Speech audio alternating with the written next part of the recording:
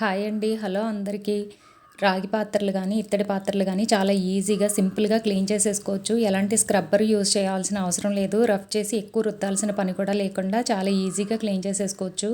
ఒక టబ్లోకి 2 litres water తీసుకుని, అందులో నిమ్మప్పు వేసుకుని, తర్వాత 2 టీ స్పూన్స్ విమ్ జెల్ వేసుకుని శుభ్రంగా కలిపి, ఆ నిమ్మప్పు కరిగే వరకు కలిపి, మనం ఏవి అయితే రాగి పాత్రలు, ఇత్తడి పాత్రలు తీసుకుని ఈ వాటర్లో వేసేయాలి. వేసేస్తే ఒక 2-3 మినిట్స్ తర్వాత చూడండి ఎంత తెల్లగా వచ్చేసాయో. ఎక్కువసేపు కూడా ఉంచాల్సిన పని లేదండి. మనం ఎలాంటి స్క్రబ్బర్ యూజ్ చేయక్కర్లేదు.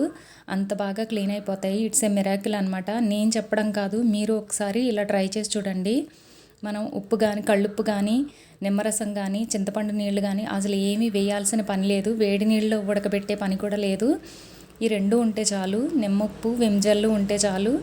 ఇలా నీటిలో వేసి కరిగిన తర్వాత ఈ రాగి పాత్రలు, ఇత్తడి పాత్రలు వేసి మనం ఆ నీటిలోంచి తీసి మంచినీటితో కడిగితే సరిపోతుంది. ఎలాంటి స్క్రబ్బరు యూజ్ చేయక్కర్లేదు.